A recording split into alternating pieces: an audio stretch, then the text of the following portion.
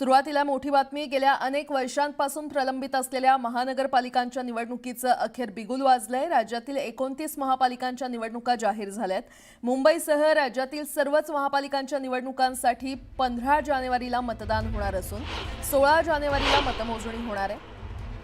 एकूण 2879 जागांसाठी निवडणुका होणार आहेत। या निवडणुकांसाठी 23 ते 30 डिसेंबर दरम्यान उमेदवारी अर्ज करता येणार आहे। त्यामुळे आता सर्वच राजकीय पक्षांनी कंबर कसली आहे। कुठे सत्ताधारी महायुती एकत्र असणार आहे तर कुठे दोस्तीत कुस्ती होणार आहे।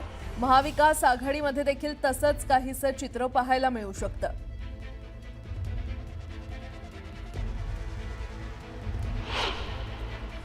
आम्ही महायुती करण्याचा प्रयत्न करतो।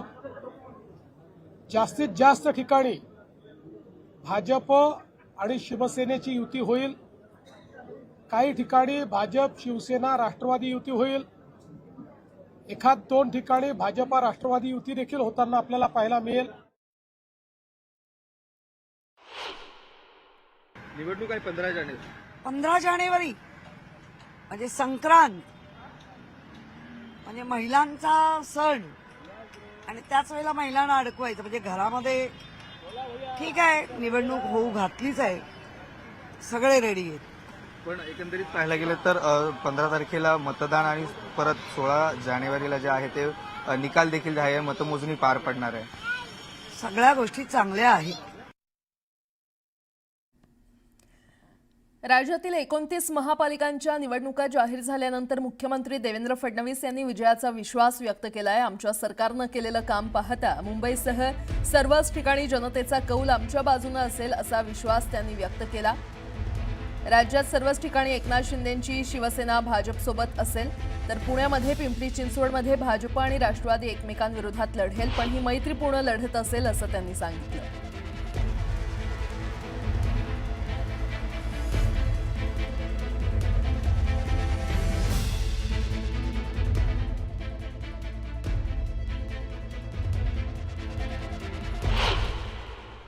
सर, ठाण्यामध्ये पण युती होईल का स्वतंत्र? युती होईल ना, आमचा प्रयत्न आहे। ठाण्यात, कल्याण डोंबिवलीत, सगळीकडे, पिंपरी चिंचवडमध्येही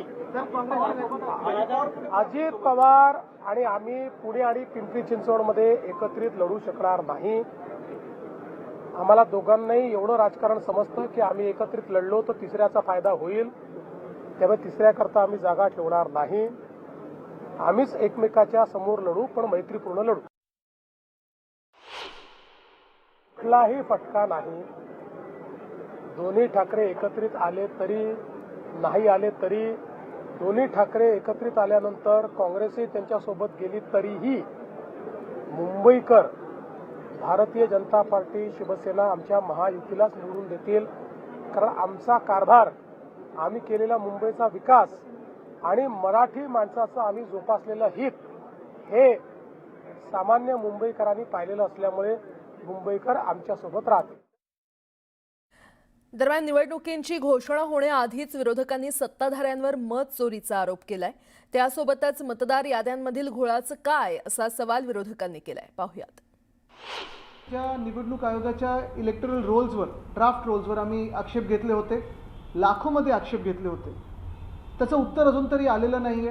त्यांच्या मुख्य निवडणूक कार्यालयातून फायनल रोल कोणाच्या हाती गेलेला नाही।